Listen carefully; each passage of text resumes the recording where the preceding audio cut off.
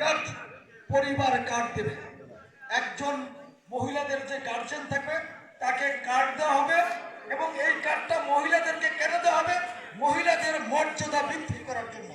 সেই কার্ডের মাধ্যমে আপনারা চিকিৎসা পাবেন, রেশন পাবেন, ভ্রমণ করতে পারবেন, সকল সহযোগিতা আপনারা সেই কার্ডের মাধ্যমে পাবেন। এই ব্যবস্থা করে দেওয়া হয়েছে বিএনপি যদি রাষ্ট্রীয় ক্ষমতায় আসে। বিএনপি রাষ্ট্রীয় ক্ষমতায় আসলে বিচার বিভাগের স্বাধীনতা থাকবে। হঠাৎ করে আপনার বিরুদ্ধে একটি মামলা দেবে, সেই মামলাতে সরকারের কথা শুনে আপনাকে আপনার বিরুদ্ধে সাজা দিবে, এই ব্যবস্থা থাকবে না। একদম বিচার বিভাগের স্বাধীনতা থাকবে। যেমনি হাসিনার সরকার আমাদেরকে, আমরা আন্দোলন করেছি, সংগ্রাম করেছি, শুধু একটি ব্রিজে পাটাতন তুলে ফেলে দেওয়ার কারণে আমাদের বিরুদ্ধে 30 বছরের সাজা দিয়েছিল।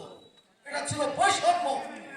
এই বৈষম্যমূলক বিচার ব্যবস্থা থাকবে না যদি বিএনপি রাষ্ট্রীয় ক্ষমতায় আসে।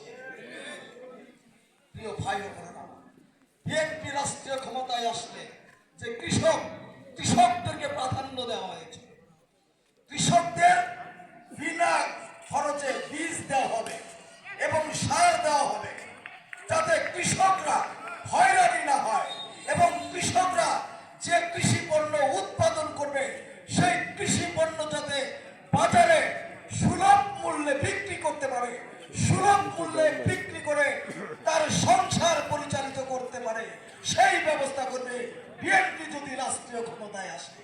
কৃষকদের জন্য ব্যবস্থা থাকবে। আজকে যে